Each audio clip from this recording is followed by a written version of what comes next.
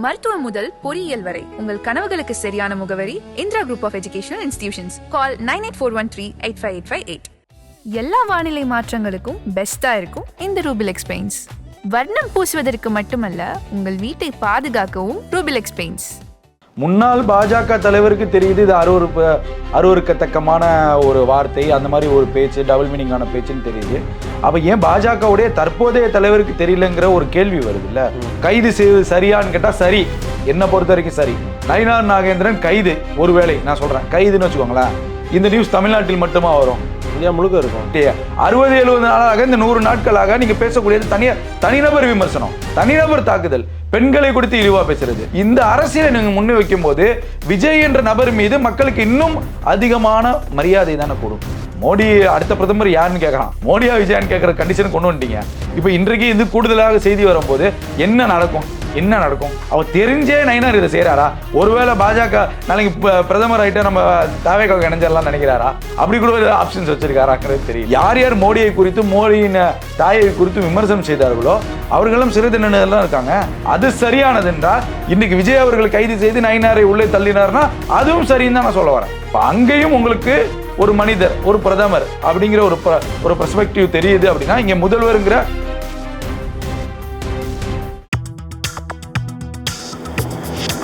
delivering smiles all around the professional careers. Reach us to reach them. ஆகாயம் நேயர்களுக்கு வணக்கம். பாஜக மாநில தலைவர் திரு நயினார் நாகேந்திரன் அவர்கள் சமீபத்தில் பேசின பேச்சு திரு விஜய் அவர்கள் குறித்து அது மிகப்பெரிய சர்ச்சையை ஏற்படுத்தியிருக்கு. பல தரப்பட்ட மக்கள் அதை கண்டிச்சும் பேசுகிறாங்க. ஏன் இந்த பேச்சு, எதுக்கு இவ்வளோ கடுமையான வார்த்தைகள், இதுதான் நம்ம வீடியோ பேச போகிறோம். பத்திரிகையாளர் திரு யாசர் அவர்கள் நம்ம கூட இருக்காங்க. வணக்கம். வணக்கம் கார்த்தி. அவர் சொன்னதுனால நான் அதை மேற்கோள் காமிச்சு சொல்கிறேன். அப்பா சட்டசபையில் கேட்கக்கூடாது, வீட்டில் போய் நீங்கள் அம்மா கேளுங்கன்ற மாதிரி கொஞ்சம் டெரகேட்டரியான ரிமார்க்காக தான் பார்க்கப்படுது. டபுள் மீனிங் தான், அந்த மாதிரியான ஒரு இதுவாக தான் இருக்குது. முதல்ல இவ்வளோ கடுமையாக விமர்சிக்க வேண்டிய தேவை என்ன? இல்லை, இப்போ இதில் ஒரு விஷயம் கிளியராக தெரியுது. முன்னாள் பாஜக மாநில முன்னாள் தலைவர் அண்ணாமலை அவர்கள் இந்த பேச்சை குறித்து கண்டனம் தெரிவிச்சிருக்காரு.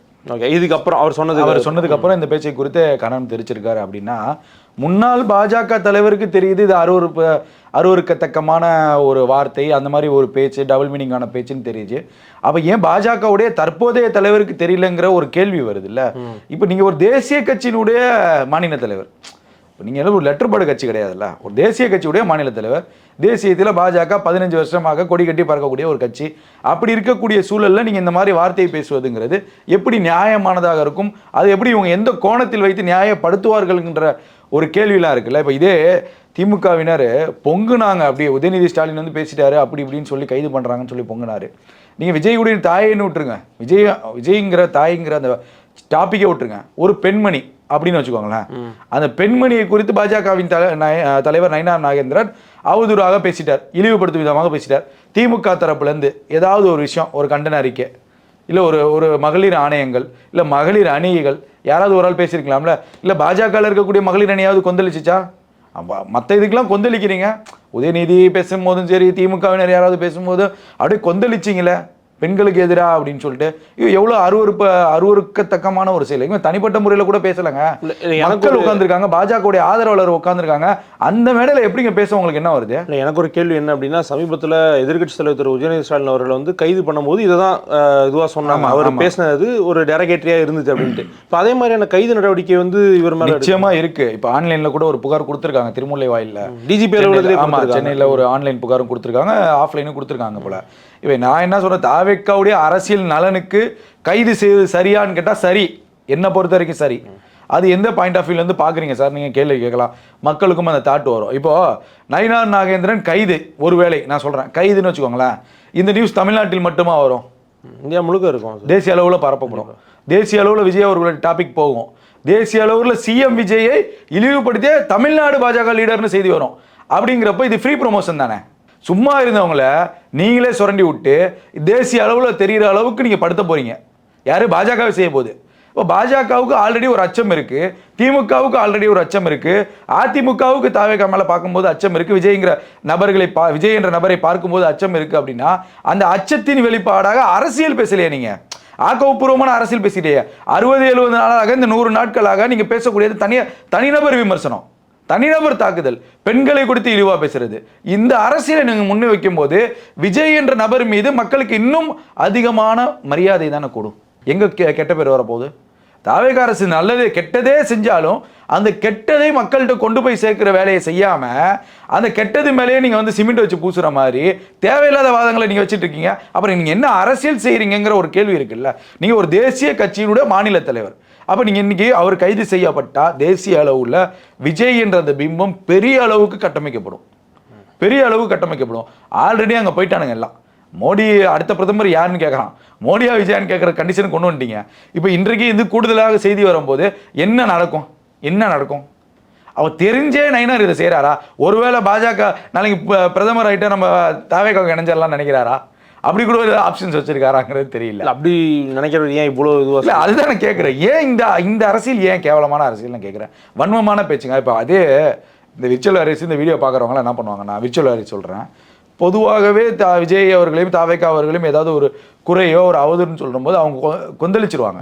இப்போ நயினார் நாகேந்திரன் மேலே பாஜகவுடைய நிர்வாகிகள் 2 யூடியூபர்கள் சிறையில் இருக்கிறாங்க. அந்த யூடியூபர்கள்லாம் பேசினது நயினார் நாகேந்திரன் மீது ஒரு பெண் கொடுத்த ஒரு புகார் பற்றி பேசியிருந்திருக்காங்க. இப்போ அந்த இதெல்லாம் எடுத்து கிளறினாங்கன்னா நீங்கள் தாங்குவீங்களா? விஜய் அவர்கள் இன்னைக்கு கொடியேற்றுறாரு, இவ்வளோ இன்னைக்கு வேர்ல்டு ஃபுல்லாக அது இன்ஸ்டாகிராம் சோசியல் மீடியாவில் பரவுது. இப்போ நயினார் நாகேந்திரனுடைய பழைய மேட்டரை எடுத்து கலர்னாங்கன்னா நீங்கள் தாங்குவீங்களா? தாக்கு பிடிக்க முடியுமா அவங்களால? பாஜக தவறான பேச்சு தானே அவங்களை சிறைக்கு அனுப்பியிருக்காங்க பேசினவங்கள. இல்லைங்க, நான் என்ன சொல்ல வரேங்க, நீங்கள் விமர்சனம், அதாவது ஒரு அரசியல் தலைவருக்கு தெரியும் கார்த்தி, தெரிஞ்சே நீங்கள் தவறு பண்ணும்போது அப்போ நீங்கள் இன்னொரு பெண்ணை உங்களுடன் தொடர்பு படுத்தி அவங்க செஞ்சிட்டாங்கன்னா உங்களால் அதை மனதளவில் தாங்க முடியுமா நான் கேட்குறேன். ஒரு தலைவராக முடியாது இல்லை, அப்போ ஒரு முதலமைச்சரால் அதை தாங்க முடியுமா? அப்போ பேசலாமா? நீங்கள் ஆக்கப்பூர்வமான அரசியல் வைங்க தான் நம்ம சொல்ல வரோம். இப்போ நீங்கள் இந்த கோணத்தில் போகிறப்ப நீங்கள் எந்த பிம்பத்துக்காக வழி விடுறீங்கிற ஒரு பெரிய கேள்வி எழுது. இன்னைக்கு தேசிய அளவில் நயினார் கைது செய்யப்பட்டா தேசிய அளவில் எல்லா ஊடகங்களும் பேசுமே, ஏன் பேச வைக்கணுங்கிற ஒரு கேள்வி இருக்குல்ல. இன்னைக்கு நம்ம இதை நீங்கள் என்ன மீட்டிங்காக போனீங்க?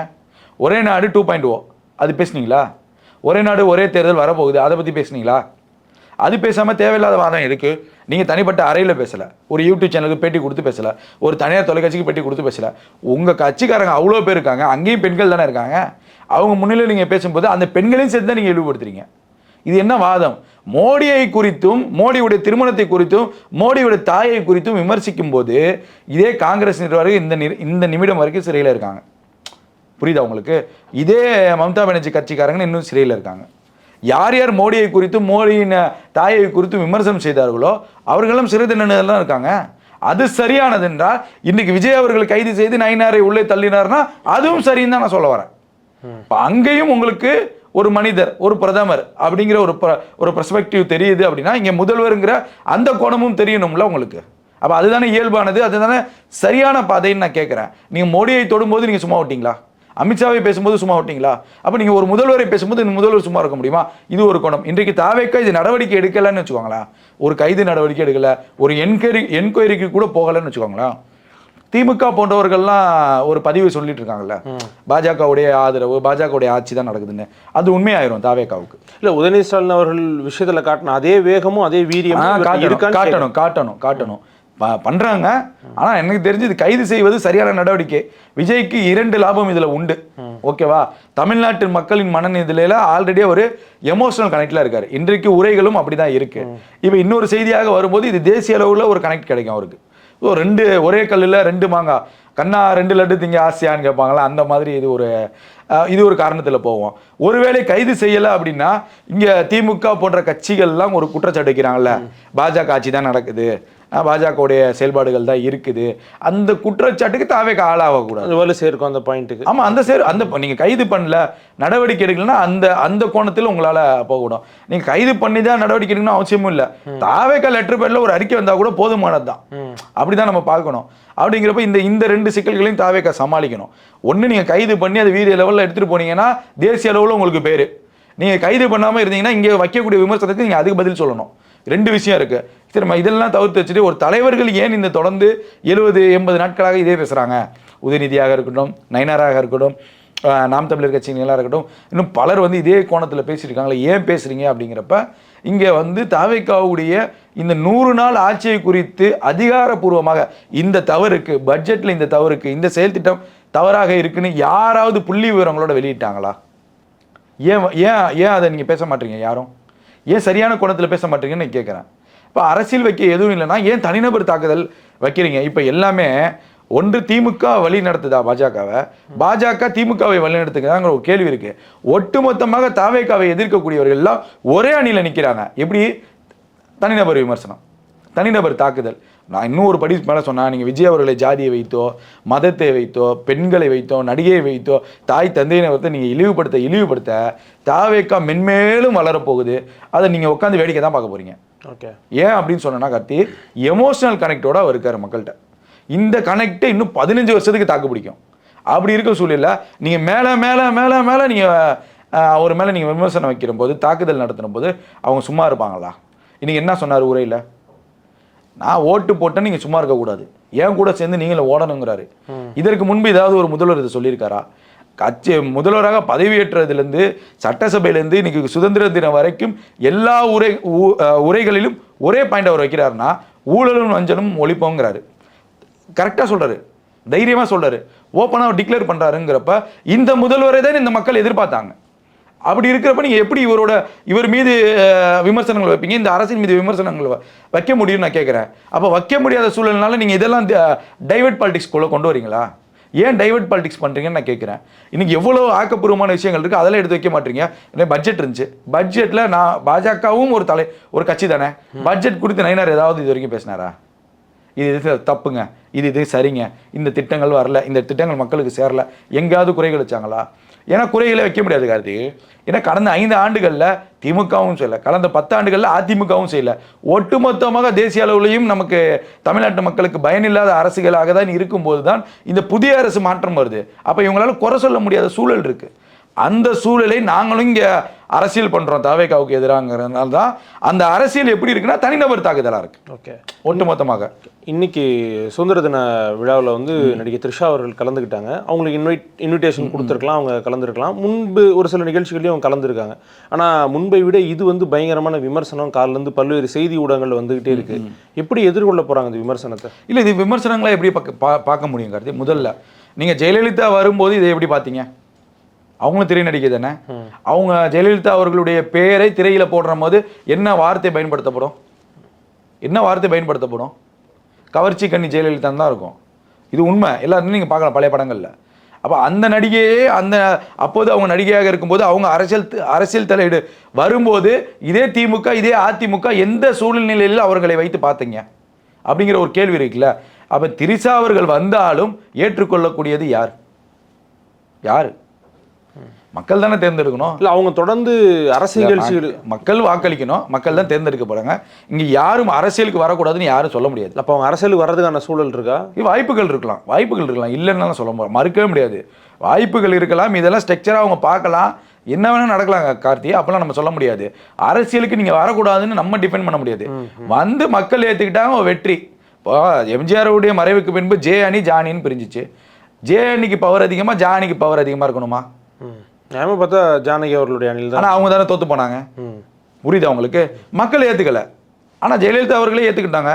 தொடர்ந்து நம்ம தமிழ்நாட்டுக்காக உங்க முதல்வராக இருந்தாங்க. கடைசி காலம் வரைக்கும் உங்க முதல்வராக இருந்து தான் மரணித்தாங்க. இல்லைண்ணா, அவங்க ஒரு கட்சியில் டிராவல் பண்ணியிருக்காங்க. இந்த ஒப்பீடு எப்படி ஈக்குவலாக? இப்போ இவங்க டிராவல் பண்ணுற சூழல் இருக்கும்ல. இப்போ எடுத்தோடனே நம்ம முதலமைச்சராக கொடுப்பாங்க, அப்போல்லாம் கொடுக்க மாட்டாங்க. ஏதாவது ஒரு எம்பி சீட்டு, ராஜ்யசபா எம்பி ஏதாவது ஒரு எம்பி சீட்டு கொடுப்பாங்க. இல்லை இடைத்தேர்தலில் ஏதாவது நிற்க வைப்பாங்க. ஏதாவது ஒன்று 29 எம்பி எலெக்ஷனுக்கு அதில் நிற்க வைப்பாங்க. மத்திய அமைச்சர் ஆக்குவாங்க ஒருவேளை வெற்றி பெற்றா.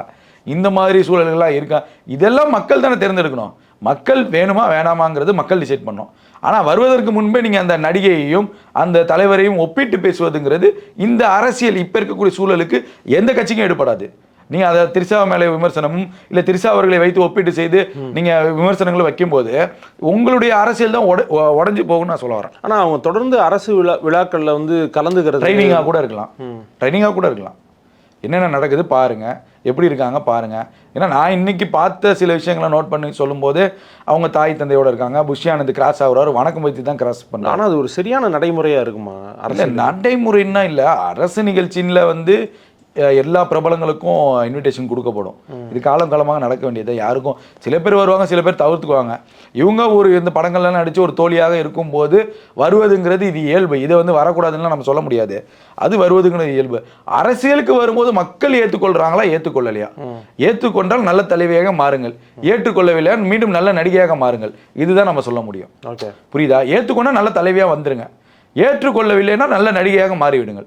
இந்த 2 பாயிண்ட் தான் இருக்குது. ஆனால் இன்றைய நடைமுறைகளை பார்க்கும்போது அவருக்கு நிச்சயமாக அரசியலுக்கு வருவாருங்கிறது கிளியராக தெரியுது. இன்றைக்கு புஷியானந்த் அவர் கிராஸ் பண்ணும்போது கூட அவர் வைத்த அந்த வணக்கம், ஸோ அதெல்லாம் பார்க்கும்போது ஒரு ஒரு ஒரு ஒரு பாயிண்ட் ஆஃப் வியூலேருந்து உருவாக்கப்படுகிறாருங்கிறது பதிவு செய்யப்படுகிறது. ஏன்னா இவங்களுடைய தவைக்கவுடைய அந்த தேர்தல் அஜெண்டாவே 71க்கு அப்புறம் 67 71 இது 2க்கு அப்புறம் 26ங்கிறது தான் மாநாடுகள்லாம் வைக்க 67 77 அப்புறம் மாநாடுகள் இதெல்லாம் வைக்கப்பட்டுச்சு. அதே டிராவலில் தான் வராங்க. அதே அன்றைக்கு எம்ஜிஆர் வைத்த அதே பாயிண்ட் தான். டிஎம்கேவா ஏடிஎம்கேவா, அதே போல் இங்கே டிஎம்கேவா டிவிகேவா. ஸோ அந்த கோணங்களில் தான் தொடர்ந்து இதை வருகையெல்லாம் பார்க்க முடியுது. இன்றைக்கு அவர்களுக்கு அமைச்சர்கள் கொடுத்த மரியாதையும் நான் அப்படி தான் பார்க்குறேன். வருவதற்கான வாய்ப்புகள் 90% இருப்பது போன்று தெரிகிறது.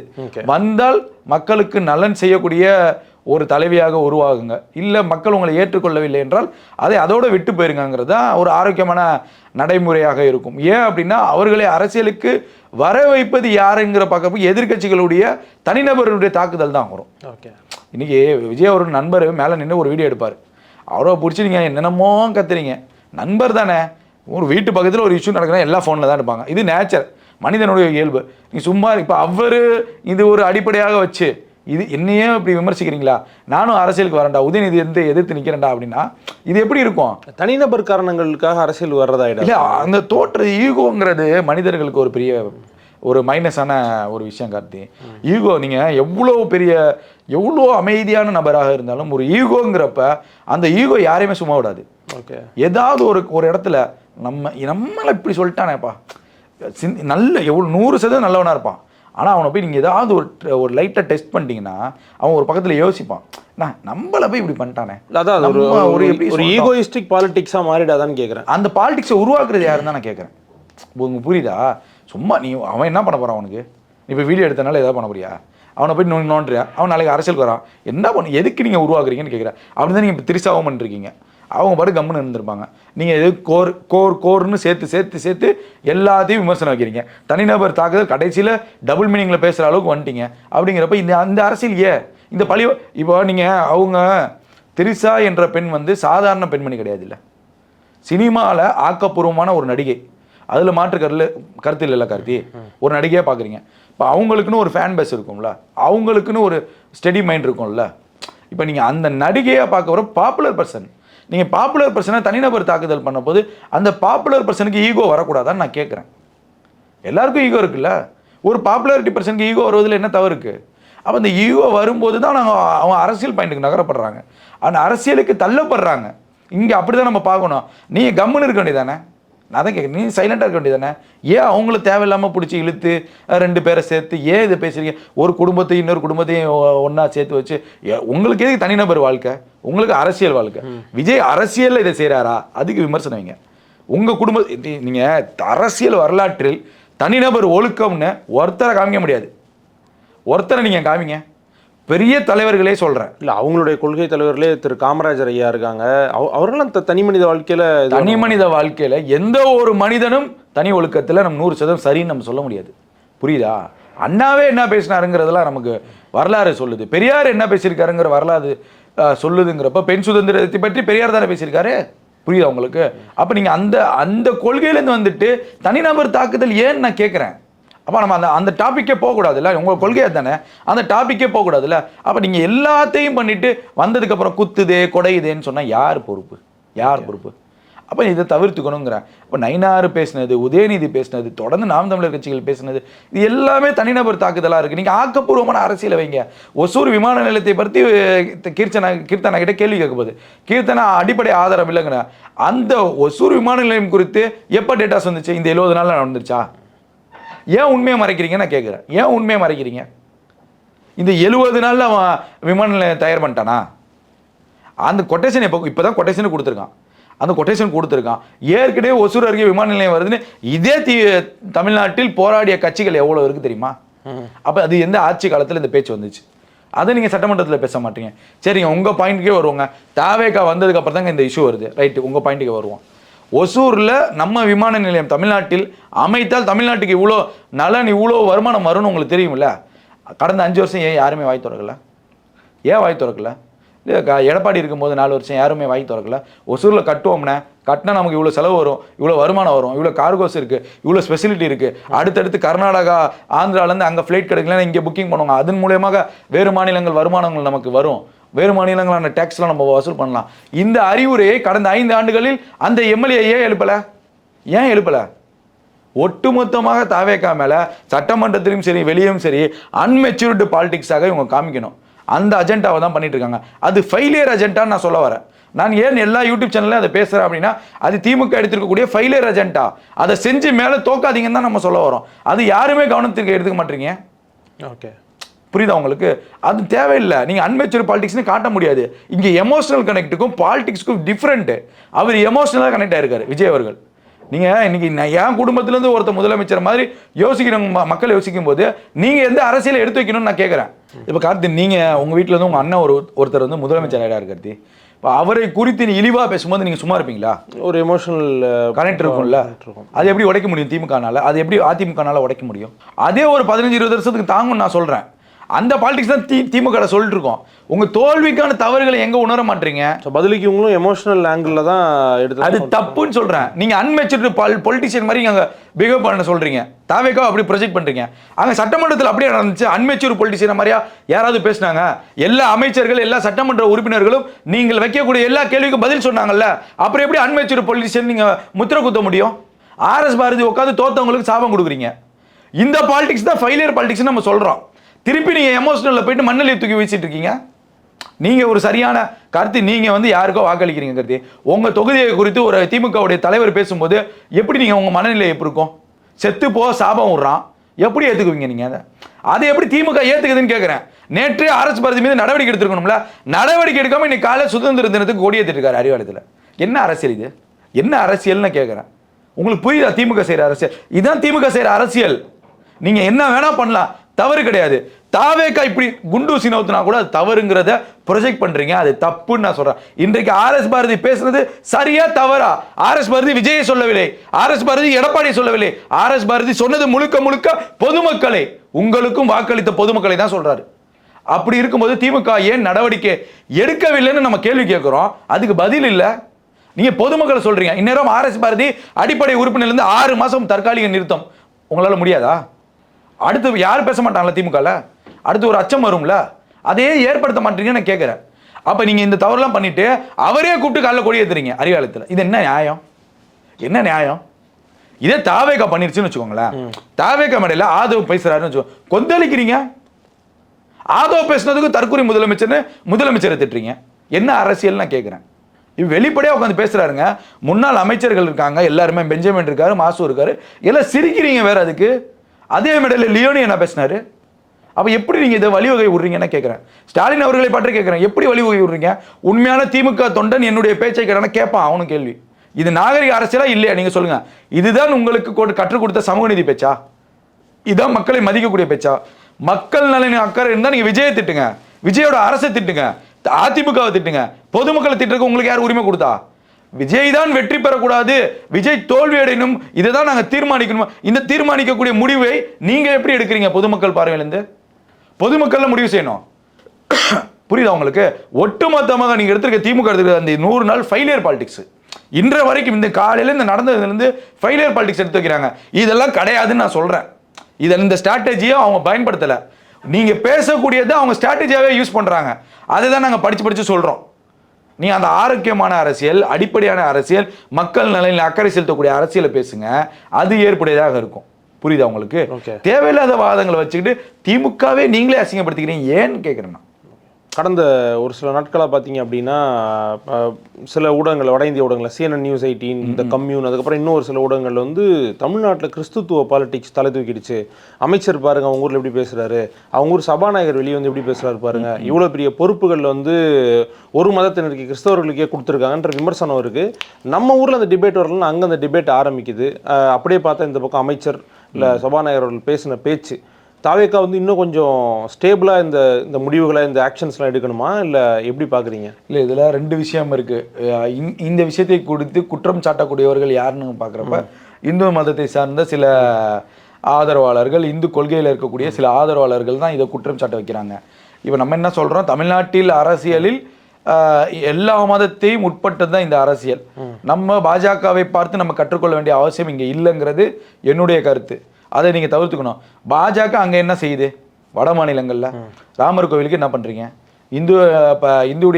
இந்து மதத்தை சார்ந்த பிரச்சாரங்களுக்கும் இந்து மதத்தை சார்ந்த வழிபாடுகளுக்கும் நீங்கள் எவ்வளோ முன்னுரிமை கொடுக்குறீங்க? அதில் முதலமைச்சர் கலந்துக்கிறாங்க, ஜனாதிபதி கலந்துக்கிறாங்க, எல்லாம் கலந்துக்கலாம், அது தவறு இல்லை அப்படிங்கிற பிம்பம் தான் பாஜக வைக்குது. அந்த மதத்திற்கு எதிரான மதத்தில் இருக்கக்கூடிய இன்னொரு கொள்கை அதை செய்யும்போது அது தவறுதலாக தெரியுதுன்னு நீங்கள் விமர்சனம் வைக்கிறீங்க. ஓகே, அது உங்களோட பாயிண்ட், நாங்கள் இப்படி தான் இருப்போம்னு சொல்லி நீங்கள் பிரச்சனை பண்ணுறீங்க. பட் இந்த விமர்சனத்தை ஏன் வைக்க விடணுங்கிறத இங்கே நம்ம கேள்வி கேட்குறோம். தாவேக்கா அதை தவிர்த்துக்கணும்னு சொல்கிறோம். தாவேக்கா அவர்கள் செய்வதை போல நீங்கள் இங்கே செய்யாதீங்க. இங்கே இந்து மதம், ஜாதி, முஸ்லீம், கிறிஸ்டின் இதெல்லாம் கடந்து, ஜாதி மதம் இதெல்லாம் கடந்து உங்களை விஜய் என்ற நபர், ஒற்றை நபருக்காக தான் உங்களை எல்லாம் தேர்ந்தெடுத்திருக்காங்க. இந்த மக்கள் அதுக்கு தான் ஆதரவு கொடுத்துருக்காங்க. விஜய் என்ற நபர் குடும்பத்தில் ஒருத்தனாக நினைத்து தான் வாக்களிக்கிறாங்க. நம்ம குடும்பத்திலிருந்து ஒருத்தர் தாங்க அவர் முதல்வர் அப்படிங்கிற எண்ணத்தில் தான் வாக்களிக்கிறாங்க. அப்படி இருக்கிற போது நீங்கள் இந்த அஜெண்டாவை ப்ரொஜெக்ட் பண்ணுறதுங்கிறது ஒரு ஆபத்தை தாவேக்காவுக்கு வந்துட்டு இருக்குன்னு அர்த்தம். தாவேக்காவுக்கு ஒரு ஆபத்து வருது. அப்போ நீங்கள் தேசிய அளவில் பாஜகவை நோக்கி நகரும் போது சில இடங்களில் தமிழ்நாட்டு அரசியல் வேற, கேரளா அரசியல் வேற, ஆந்திரா அரசியல் வேற, கர்நாடக அரசியல் வேற, மேற்கு வங்காளமும் வேற. அதே நீங்கள் ராஜஸ்தான், உத்தரப்பிரதேசம், மகாராஷ்டிராலாம் போனீங்கன்னா அரசியல் டோட்டலாக வேறு. அப்போ நீங்கள் தேசிய அளவில் நீங்கள் காங்கிரஸ் உங்களை வைத்தோ இல்லை நீங்கள் காங்கிரஸை வைத்து தேசிய அளவில் நகரும்போது சில இடங்களில் அட்ஜஸ்ட்மெண்ட் பண்ணி தான் ஆகணும். அது இந்த இந்து மதத்தை குறித்து சில இடங்களில் நீங்கள் அட்ஜஸ்ட்மெண்ட் பண்ணி தான் ஆகணும். அப்படி இருக்கக்கூடிய சூழ்நிலையில் இங்கு நீங்கள் இந்த கிறிஸ்துவ சம்பந்தமான விஷயங்கள் விமர்சனத்துக்கு உள்ளாகும்போது அது தேசிய அரசியலில் தாவேக்காவுக்கு பாதிப்பாக இருக்கும். ஸோ அதெல்லாம் குறைச்சிக்கணும். ஒரு சில விஷயங்கள் தவறுதலாக பண்ணுறாங்க, ஆனால் போக போக அதை சரி பண்ணிக்கிறோங்கிறத சொல்கிறாங்க. சட்டமன்றத்திலே மரியாதை விழிச்சு அதெல்லாம் தவறுங்க, நான் பேசினதும் தவறு ஒத்துக்கிறாரு. அதே சபாநாயகரும் அப்பப்பட்டு அந்த விஷயங்களை பதிவு செய்கிறாரு, பைபிள்னு சொல்லிட்டு. ஸோ அதெல்லாம் குறைச்சிக்கணுங்கிறது நம்மளுடைய கருத்து. நீங்கள் தனிப்பட்ட முறையில் அமைச்சர்கிட்ட உங்களுடைய மதங்களை பைத்தோ இல்லை எம்எல்ஏக்கிட்ட உங்களுடைய கொள்கையை குறித்து பேசுவதற்கு யாரும் உங்களை தடை செய்ய மாட்டாங்க. அது கான்ஸ்டிடியூஷன்லேயே இருக்குது. யாரும் உங்களை தடை, நீ உங்கள் மதத்தை வைத்து நீங்கள் பிரச்சாரம் பண்ணலாம். ஏற்றுக்கொள்வதும் ஏற்றுக்கொள்ளாததும் ஆப்போசிட்டில் இருக்கிற பர்சனை பொறுத்து. அதை சட்டசபையில் பேச வேண்டாம் தான் நம்மளும் சொல்கிறோம். தனிப்பட்ட முறையில் உங்களை சந்திக்க வராங்க அப்படின்னா நீங்கள் ஒரு புக்கை கொடுங்க, இது படிங்க, இது அன்புக்கானது, இது அமைதிக்கானது, நீங்கள் படிக்கலாம். இதுதான் நியாயமானது. ஏன்னா அங்கே இஸ்லாமியர்களும் இருக்காங்க, கிறிஸ்துவர்களும் இருக்காங்க, இந்துக்களும் இருக்காங்க, இன்னும் பல மொழிகள் பேசக்கூடியவர்களும் இந்த சட்டமன்றத்தில் 234 தொகுதிகள் இருக்கும்போது நீங்கள் ஒன்றை ப்ரொஜெக்ட் பண்ணும்போது அது தேசிய அளவிலையும் உங்களுக்கு பாதிப்பாக இருக்கும். இது என்னுடைய பார்வை. உங்களுடைய நேரத்துக்கும் கருத்துக்களுக்கும் ரொம்ப நன்றி. நன்றி கார்த்திக்.